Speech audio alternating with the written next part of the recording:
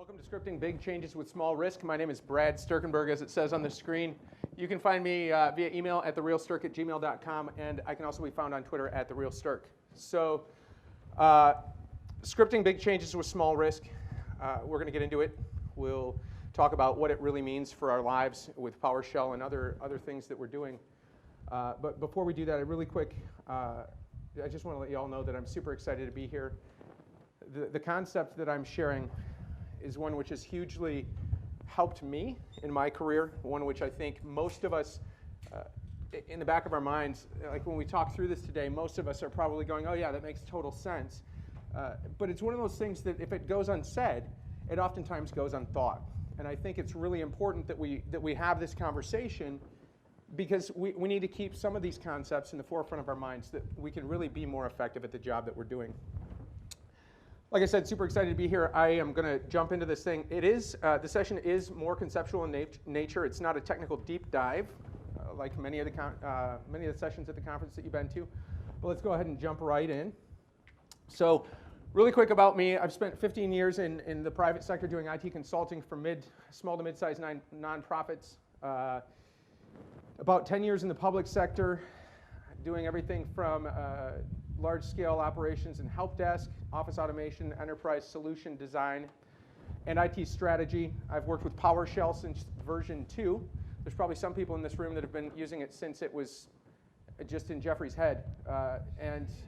But I'm not one of those people. What's that? It doesn't like it when we touch it. No, I can imagine. So I've been using it since version 2, and I've found it to be hugely helpful in my career. At first, it was one of those things that it was kind of scary, right? You're taking away my GUI, you're taking away my checks, you're taking away a lot of things. And in the early versions, some of the niceties that we've come to love about PowerShell were not present, and so there was a lot of stuff that it was like, wow, all right, so I'm going to pull the trigger on this thing, and I have no real clue what I'm about to do, but I'm going to do it because I'm in the battle faction, right? And I just write my code, and it's ugly, and I'm going to go. So I've worked with Microsoft products primarily, PKI, Active Directory, that's my sweet spot. But I've also done some system administration and Exchange and worked with the System Center suite of products as well. And in the last year and a half of my life, I spent in the CTO's office at the state of Michigan doing strategy and things with the state of Michigan across the entire IT portfolio. A little bit less time hands-on with PowerShell, more time really trying to convince the organization leadership how we can do things better from an automation perspective. Enough about me, right? So this phrase right here, this phrase is what is the guiding mantra, I guess you could say, it's for this methodology. When we're good, but we are only human. We have a tendency when things are going well to believe that we're good. It's good. I'm just going to keep going, just plugging away at my computer, making a bunch of changes, and everything's great. And then something goes wrong, and that's when we realize that it's not enough to be good, because unless we're perfect, that doesn't carry us all the time. So if you remember nothing else besides this phrase, when we're good, but we're only human, when you walk out the door, my guess is that you'll remember the things that you need to remember that we're going to talk about today. It's not about removing risk. It's about reducing risk. For a long time in IT service provision, our managers have told us, hey, you can do that thing that you say you need to do as long as you can do it with zero risk. But if there's going to be risk, then don't do that, right? And then what happens? We're crippled by this inability to accept risk. So I would propose that we can't be about removing it. We have to be about reducing it, so that when we fail, we can fail fast, we can fail forward, and we can fail into recovery. So I've got two scenarios that I want to talk to you about today. The first scenario is about a fictitious phishing campaign. One of the for anybody who was in Lee Holmes' session yesterday, Lee talked about phishing being one of those things that's a critical thing that we're facing right now. And talked about how that's playing into the overall landscape. But things have come a long way since the advent of chain letters and the initial phishing campaigns and things that we've received. I mean, I think by now through the Nigerian letter phishing campaign stuff, I think we've given away about $53 trillion in money, right? So, but we've all seen it. We've all seen these things. And it's not just about data. It's not just about the things that we know. In many cases, it's about the money that we have, right? These phishing campaigns are all about getting our money, getting our credit card information, getting our whatever. And occasionally we face a threat that's a little bit more sinister, a threat for some of us in the healthcare industry, for example, that threat is more sinister. It's a threat that is potentially against human life. It's a threat potentially against people's livelihood, people's health, people's well-being. So let's believe for a moment, let's make believe for a moment that we work for the same company. All of us work for a company called Hypothetical Inc. And at Hypothetical Inc., we do many awesome things, some of which are just extraordinary and world-renowned, and some of which nobody knows about. Because in most companies, that's the way it is. We have stuff that we do that everybody knows about, the stuff that's public knowledge, and then we have the stuff, the R&D stuff, the cool stuff, the whatever stuff that we do that isn't so well known. But here at Hypothetical Inc., we're all in the war room right now because we've had a situation where we're being attacked by these phishers, and cybersecurity's alerted us to it. They've said, hey, we've got this problem. We need to get everybody together. We need to get the ops people. We need to get the dev people in the room. We need infrastructure people. We've all got to get together, and we've got to figure out how we're going to stop this threat. And we've got the director on the phone, and he's saying, hey, get that done. But remember, you can't take any risk because we can't have any downtime. We can't have anything fail. And so in this situation, you guys have all faced, I asked before, some of you came in, how many of you are Exchange admins? Okay. How many of you have been Exchange admins? Okay. So we're facing a risk, and that risk is multifaceted. That risk is one which is going to vary slightly by organization. But let's talk about a few of the key impacts that we may face. So people are spoofing our mail. They're saying, hey, I'm going to send mail from you. I'm going to send it to your trusted partners. I'm going to send it to people who think it's coming from you. And this is one of the things that Lee Holmes was talking about in his session. You know, it's one thing when you receive a message from somebody that says, hey, click me. I'm this awesome message you should click, and you don't know who the person is. It's a whole different ballgame when that message comes from somebody who we know, somebody who we trust. So spoofing of mail from within the organization by bad actors is a big risk for us. Likewise, capturing of credentials is a big risk, because if they get our creds, what can they do? Everything. They can do whatever they want within our organization if they get our creds, especially depending on what creds we have. So that's a huge risk. And then one of the things, for those of you who have faced these situations, one of the biggest problems that we have in this situation is that they constantly change the game plan. That the bad actors don't just do the same thing over and over and over again. No, they hit a wall, they change. They don't hit a wall, they change. They don't want to change, they change. Why? Because they change so that we can't keep up with them. So we've got our security people in the room. How many of you work in security? Yep, so everybody on the security side is going, we got to find a kill chain. Got to kill this thing, right? The saying in security is the hackers only have to be right once. Security has to be right every time. Yeah, absolutely, absolutely. He said the saying in security is the hackers only have to be right once, but security has to be right every time. That's a very true statement. So security is sitting in the room. They're sweating bullets because the organization's at risk. And who's responsible for reducing the risk? Security. Well, we all are, but primarily security. So they're trying to figure out how are we going to fix this problem. Let's kill mail relay. That's a good idea. Let's shut off mail relay at these points. Anybody who's done mail administration knows that that's a really scary thought for the mail administrators. Or, hey, here's an idea. Let's turn off POP and IMAP on every account. I don't know how many of you have in your organization have people who are doing app dev stuff and using POP and IMAP to connect to mail. It's really disturbing practice, yet it happens. And so let's try that. That sounds like a really good idea. Or hey, maybe we can unlicense things. That's a little bit less scary. So if you're using a cloud-based email service like we are here at Hypothetical Link, well, guess what? We just need to shut off the licenses in O365 for everybody who doesn't need to send and receive email. All simple stuff, no risk there at all, right? Yeah, right. So let's talk about that for a minute. So we said we're going to shut off mail relay at several key points, maybe at the edge of our cloud environment. If you've had a cloud environment for any length of time and you didn't shut that off on day one, I promise you when you shut that off, it's going to have an impact. So that's not a really great thing for us. It's scary for us. Likewise, turning off POP and IMAP for every account in the organization. We have no clue. Hypothetical Inc. has been around for 15 years. We have no clue why some of these accounts exist. I mean, the IT staff has changed 65 times over in 15 years.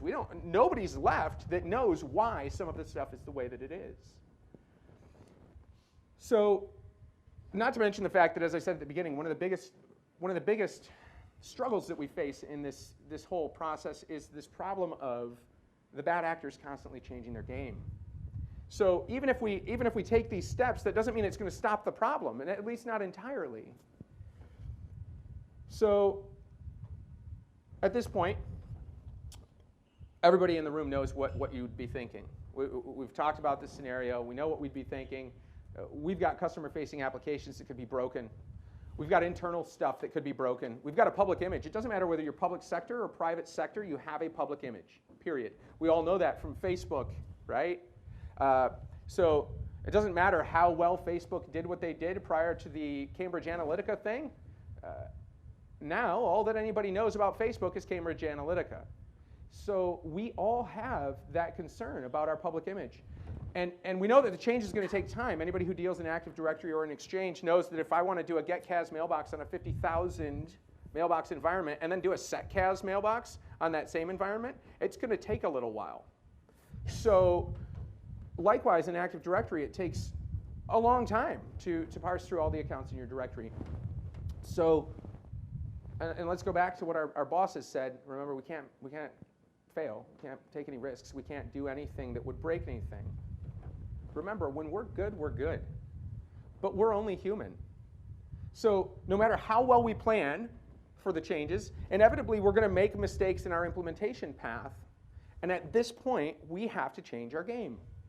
Just a little bit, so that we can avoid extended outages. How do we do it? We do it through something I call inputs, outputs, and putbacks. You've all heard of inputs. You know what inputs are. Inputs are the things that we feed into a script or an automation process to make it more dynamic, to make it do the thing that we want it to do. Outputs are the end game of our scripting efforts. They're the thing that comes out of the script when we're done. And putbacks are the thing that you probably haven't ever heard of before because I just coined the term. Putbacks are the result of an output turned input.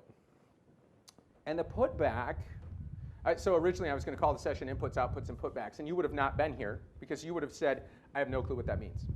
So we made a change to a little bit more descriptive title, but really the putback is the critical thing. It's the thing of beauty. It's the crux of the methodology.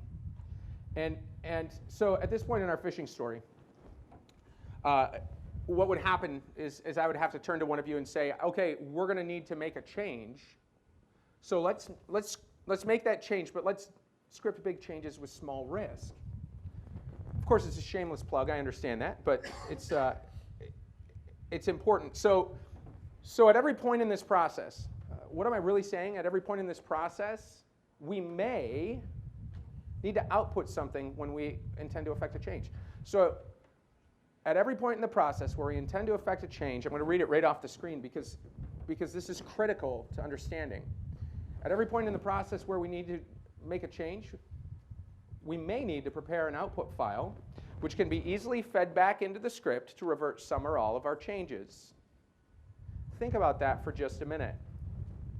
At every point in this process where we intend to effect a change, we may need to prepare an output file that can be fed back into the script to revert our changes.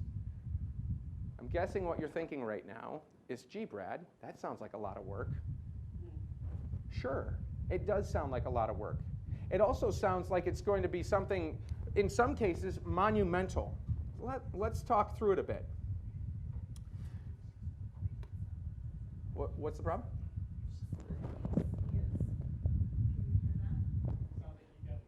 Oh, the wind. I apologize for that. Sorry. There's a. I'm fine right here, so I should just stand right here. Do you know why that is? You have a fan under there, don't I have a fan under there. You guys know my secret. So I'll stand over here.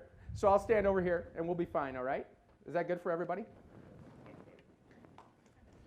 I'm so glad that we are a room full of problem solvers because you see, I'm sitting here going, what is taking place next to me here? So you've all solved my concern of self-consciousness that comes from not knowing what's going on in the room that I'm in. That's right. You've reduced my risk, and that's an important thing to do. All right. So I'm going to switch over here, and that thing is really high up, which is fantastic for you guys. For me, it's insanely high up, and I can't just point to things and say, hey, check that out. Well, that's an annoying feature of Windows right there.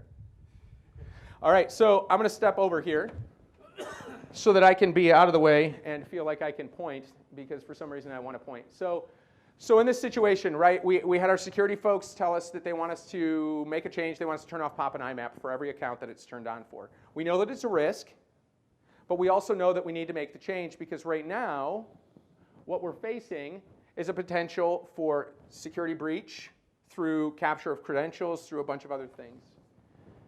So there's a number of different ways that we could do this. And in this particular case, we're connecting to our Exchange Online, and we're going to just do a set CAS mailbox because someone in my Exchange area already gave me a list of everybody who has their POP and IMAP access turned on their accounts. So this is literally all that I have to do to turn it off. Super simple. Right? 6 lines of code, everybody's happy, we've made the change, no problem. So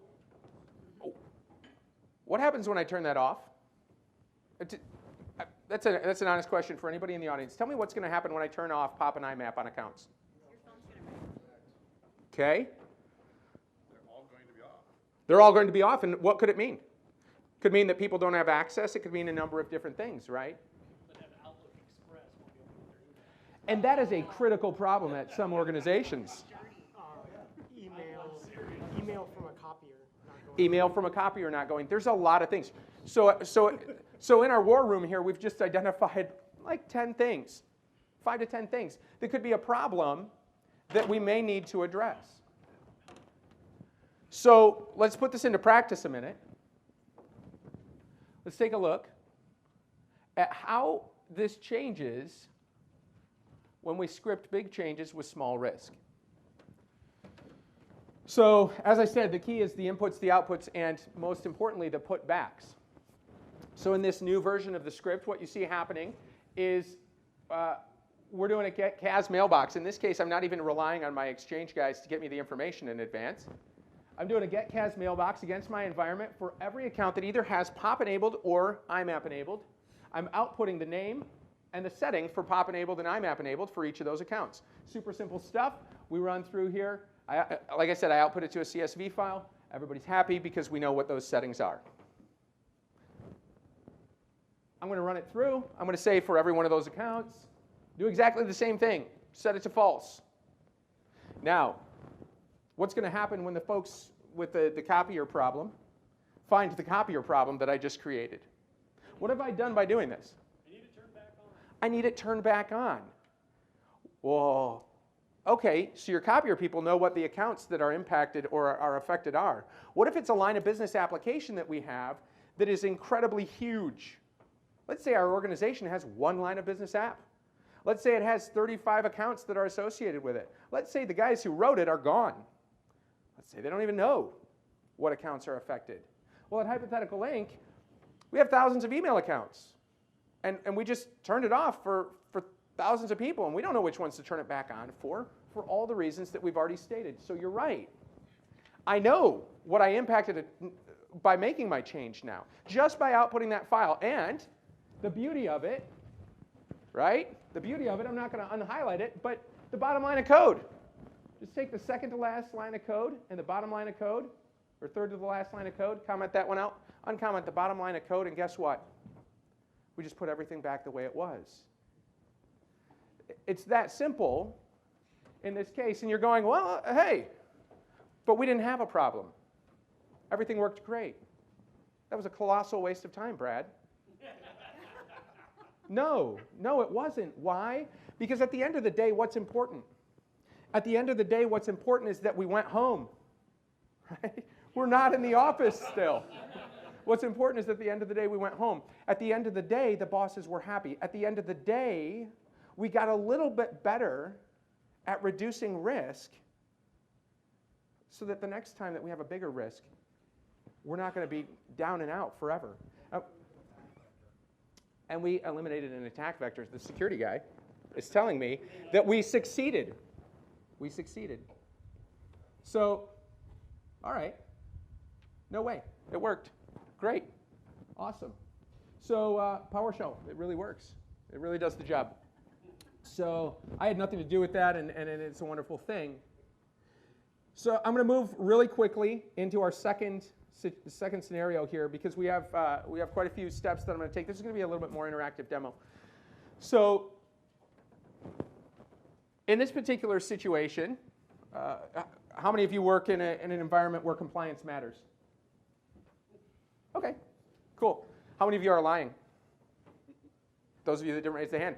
That's great. I wish I worked in a place where compliance was irrelevant because it really makes life harder in some ways. And one of the ways that it can make life harder is when our folks from corporate compliance come to us and say, hey, you know how we've had those laptops and those desktops? Well, now we're going to have those tablets. And I'll go, why? Why does that matter? Well, because compliance.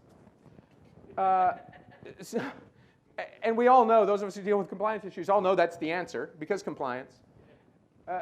In our organization, Hypothetical Inc., we have an IT policy that states that machines have to be named based upon the type.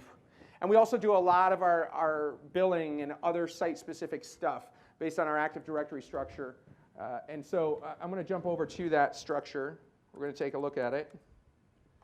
If I'm unlucky, it's not still open. You know how the demo gods are.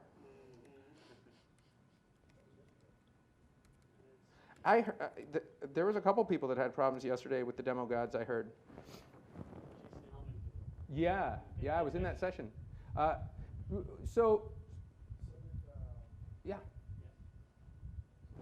So let's take a look here.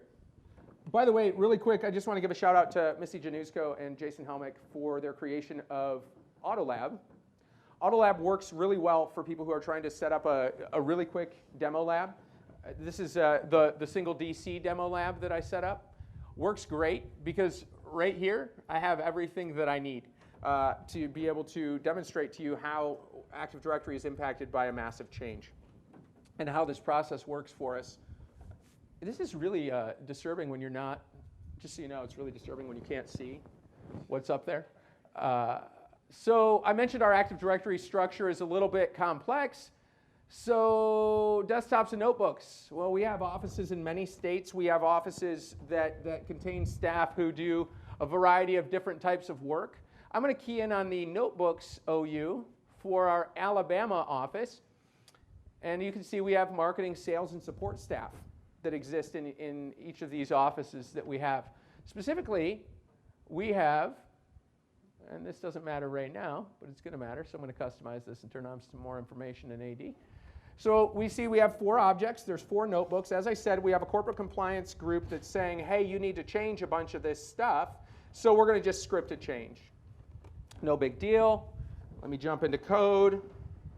And we will, as soon as we get out of the remote desktop session.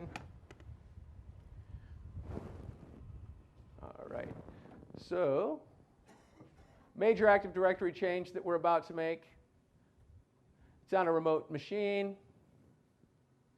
We're going to go ahead and just connect to that remote machine.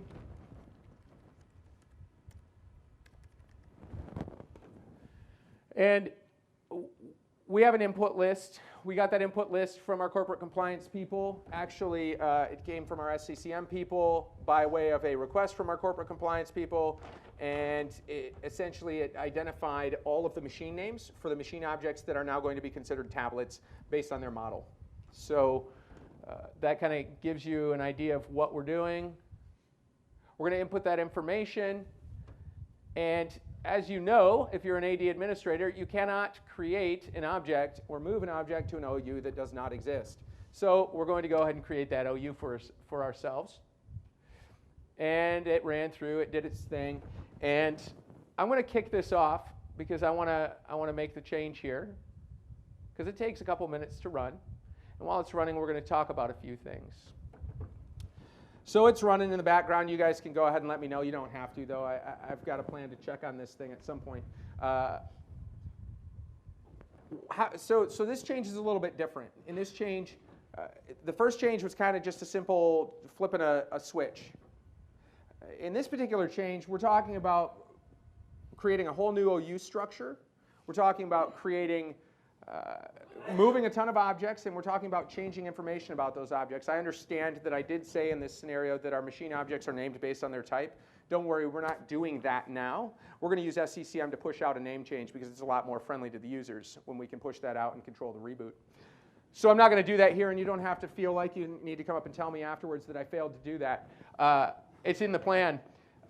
So this is different. This is a little bit more work that we're doing, a little bit more potential for problems. And any of you who are AD administrators, you probably have more than one of you at your organizations. Am I right?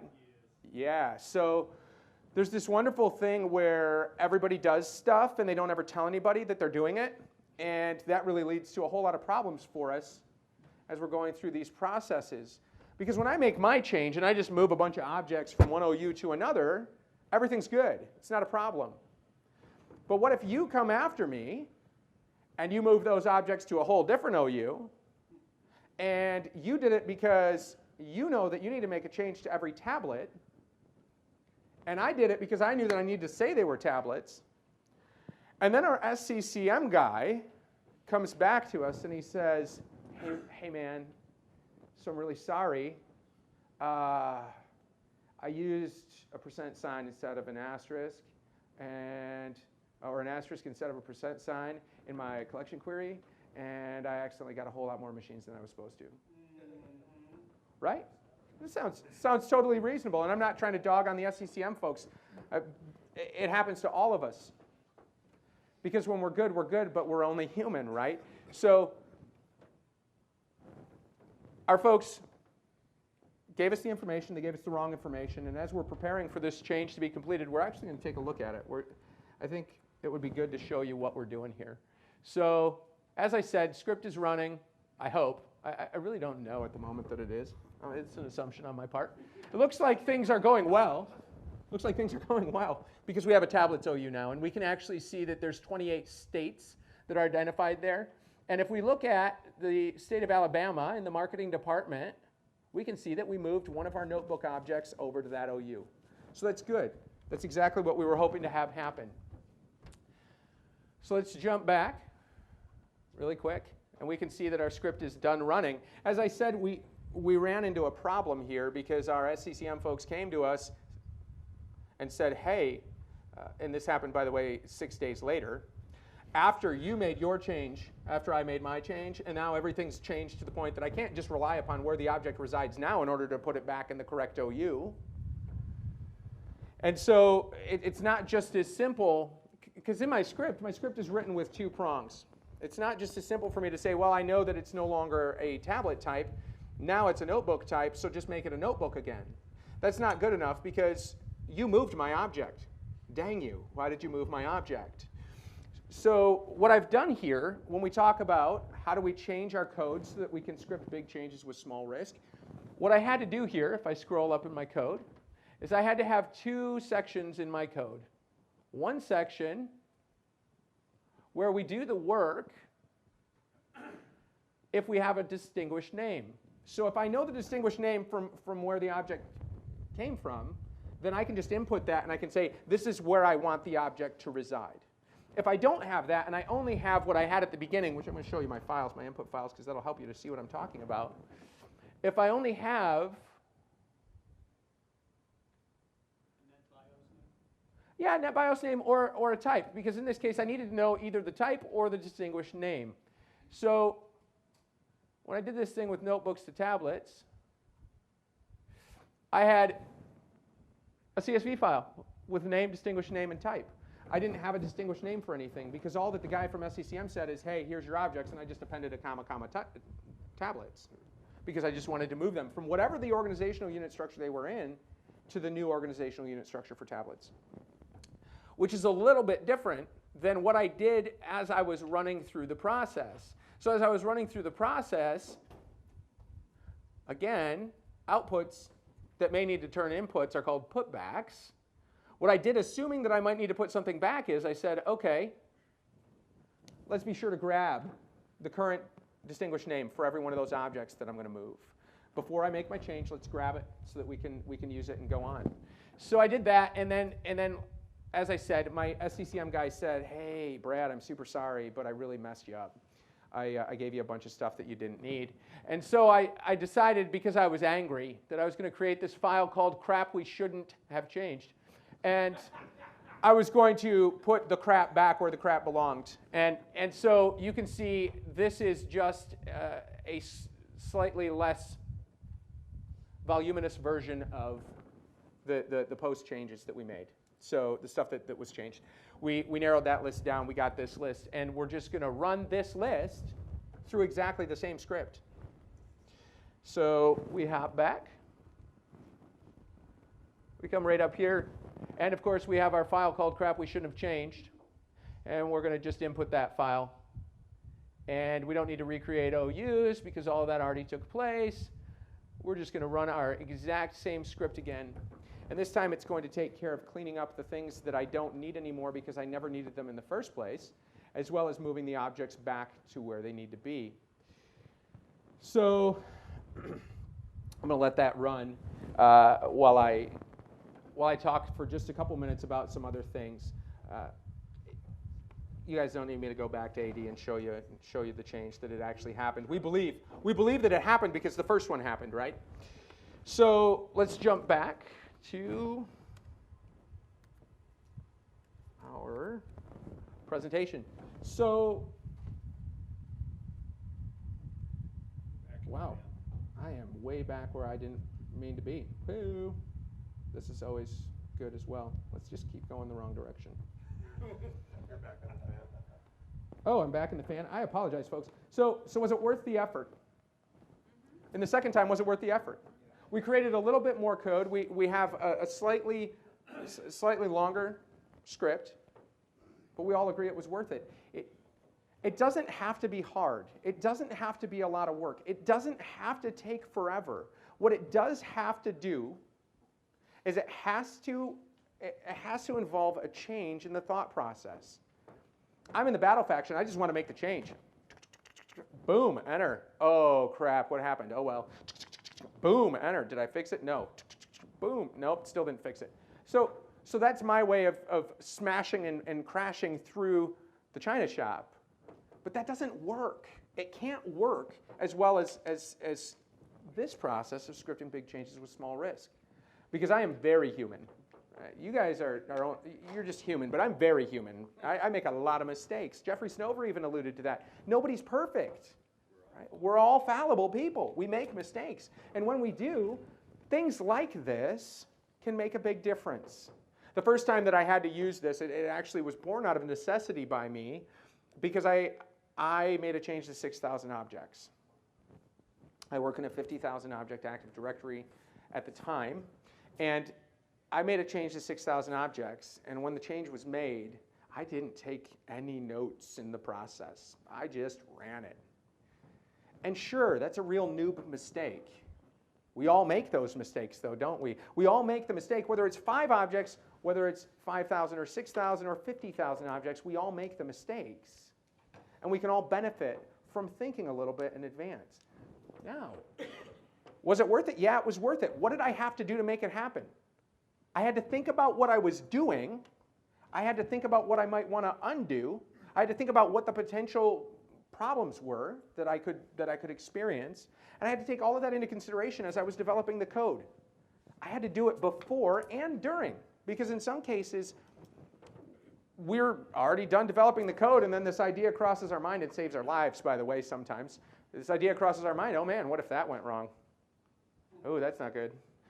So you change your code a little bit more, you adapt to the problem that you might have had, and again, I just outputted one file that was created in that temp folder of all of the objects I changed. This could get bigger. It doesn't have to be that small. We may be making 16 changes in a row, and if we're making 16 changes in a row, maybe I only care about the 3rd, the 7th, and the 13th change. Maybe I care about all of them. Maybe I care about going back at any point in the process. Maybe I don't. There's a lot about this that raises questions, but like I said at the very beginning, it's necessary because when we're good, but we are only human. All right. Questions? Anyone? Really, putbacks is just like a revert. Yeah, putbacks is just like a revert. The question was, In our company, we call that a rollback. Right. a rollback plan. That's exactly right. So in our change control process, we have a backout plan that's required. Everybody in an organization that has that level of enterprise discipline has something like that.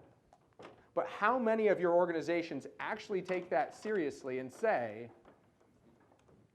how am I going to get back to where I was? I'm seeing somebody not shake their head over here. I have had someone come to me asking for me to review their code before they made a big change. I said, well, why don't you just do the get up front and capture that to a CSV so you know what you had before you started? Yeah. No, it'll be fine. Right. Went Right. back and forth. I even elevated it to his manager. Still didn't capture the data. Here have needed to roll back out of a change. So do you find it useful, the idea, just even the reminder? It's just to serve as a reminder when we make a big change. And sometimes people ask me the question, as I've talked with some of my peers about this, one of the questions that I've often got is, what's a big change? Well, it's really situational, isn't it? Is it big because it has tremendous potential for business impact? Is it big because of the volume of change that I'm making? There's a lot of different things. The security guy's nodding his head. There's a lot of things that go into determining risk. How badly is your life going to be screwed up if it goes south? How late am I going to get home to see my family? Right, right. There's so many things. There's so many things. Any other questions? I could talk for a long time, so I don't want to keep talking. This is time for you guys to ask questions. After your 6,000 object change. It took 8 hours. We ended up having to use PowerShell to access the dumpster in Active Directory to recover a bunch of stuff, and then use some more PowerShell to try and figure out what the heck changed in addition to that I don't care about. In the end, it was bad because we rolled back the entire change. That's what we had to do. Oftentimes, that's what we have to do. That's not failing forward. That's failing backward. And we don't want to fail backward. It's not just because the release pipeline. It's not just because of this whole idea of the DevOps process and needing to be able to go all the time. We don't want to fail back because we were already there. We didn't want to be there, so we went over here. Why nobody wants to go back there because that's not where we need to be. Other questions? I just wanted to say that I've been using start transcript command. It's pretty good. It captures all the commands that are run to write verbose or write. Absolutely. Start transcript is another great, that's absolutely right. Thank you. Start transcript is another great way for you to capture what you're doing. And it really comes down to, you saw that there were only 3 columns in the data that I output, because there were only 3 things that I needed to get back to where I might want to be. Because at the outset I determined all I might need to do is I might need to put them back where they came from, because I didn't change anything else about the objects. So at the start of the process you have to determine, in some cases start transcript and stop transcript are going to be enough for you to say, okay, I have everything I need to know in order to be able to undo something that I did. In other cases, where you're interacting with another system or multiple systems, what you may find is similar to me in this scenario. You need to be able to output information that is specific to something that happened outside of the PowerShell script itself. Other questions? Yeah? Did you find that any companies you worked at that had a formal change control process helped make it better, or still really? So, We call our change management process change prevention. yeah, so, so the question was, have you found that at any of the companies that you worked at that may have had a change management process, that change management process made this better? I'm going to take some liberty in the interpretation of your question, and correct me if I'm wrong. You may even be asking, is it really necessary if you have proper change control in place? We have proper change control in place. At the organization I currently work for, we have about 54,000 employees. Those 54,000 employees use 60,000 computers, and there are 3,000 of those people that are IT people. There are potentially 15 to 30 Active Directory administrators. There are potentially 30 SCCM administrators. So in any given week, we have probably 285 change controls in the organization that we're reviewing. And there's local change boards and an enterprise change board, and all of that's great, and it works well, except when you don't read. And sometimes I just forget to read that. And when I forgot to read that, I didn't realize that the change they were making, they needed to take something else into consideration beyond what they described.